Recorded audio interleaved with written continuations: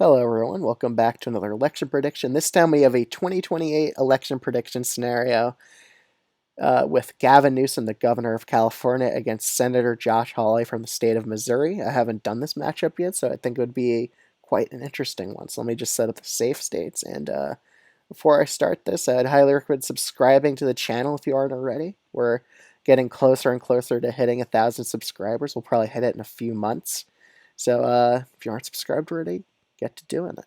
But other than that, let's just get right back into this video. So again, it's pretty much unpredictable to see what happens in the 2024 election. Either candidate could win, so I'm not going to assume anything for this video. I'm just going to be basing this off of the candidate quality and their policies, basically. I just think it's too hard to tell who would win the 2024 election as of right now. So we're just going to be basing this video off of trends. So let me just get into this video. So the first few states I'm going to be ranking as safe in this is Iowa and Ohio. By now, they'll just become solidly Republican states. I don't see Gavin Newsom contesting them either, because I just think he would even think they're off the board here.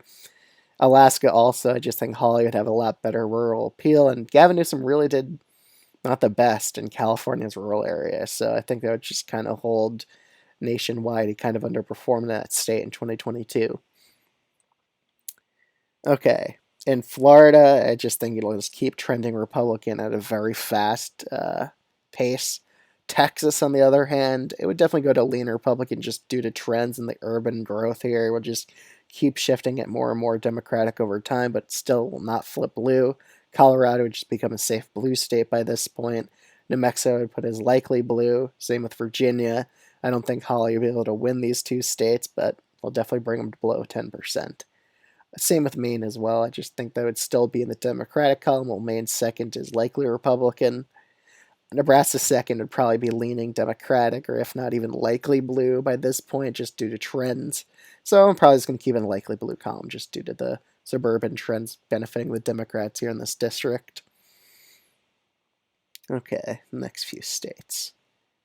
I think we could do Georgia and North Carolina next. Again, North Carolina, it doesn't really have any Democratic trends. It kind of just shifts back and forth between either party. It still will be a swing state, but I just think Josh Hawley would have a bit of an advantage here in North Carolina. In Georgia, it's just rapidly trending Democratic. But again, Newsom isn't the best candidate for energizing black voters here. It could depend on his VP choice in an effort to energize them. But I think Josh Hawley would just narrowly pull it off here by a tilt Republican margin in 2020. I still think Georgia will be a hotly contested swing state for years to come. I don't think it'll just become likely Democratic in 2028. I still think it would just be lean or tilt either way. Okay. In the next few states, I think we could do Nevada and Arizona next. Again, Josh Hawley is extremely pro-life. I could see that definitely hurting him in a state like Nevada and in a state like Arizona. I just think that him being such a populist Republican like Trump would definitely turn off a lot of voters and just reminding them of Trump. And I just think that would just help out Newsom in Arizona and Nevada have narrow victories against Hawley. In New Hampshire, I'd put this as a lean Democratic state. Again, populist Republicans never really do amazing here, so I still think Newsom has the advantage. Minnesota, again, Newsom is a bit of a weaker candidate in terms of like populist voters, but I still think he'd win Minnesota by at least 5 points against Josh Hawley. And Wisconsin, who's a very populist Republican, so I just see him winning here. And in Pennsylvania, again, I could see just Newsom pretty much losing here as well. And in the state of Michigan, it could go pretty much either way here.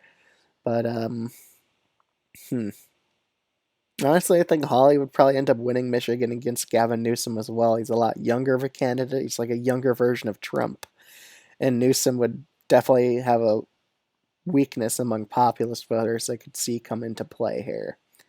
So this is pretty much my election prediction between Hawley and Newsom, 295 to 243 for the 2028 election. So let me know what you think of this video in the comments below, and let me know if you agree or disagree with it. Other than that, I'll see y'all in the next video. Thanks so much for watching.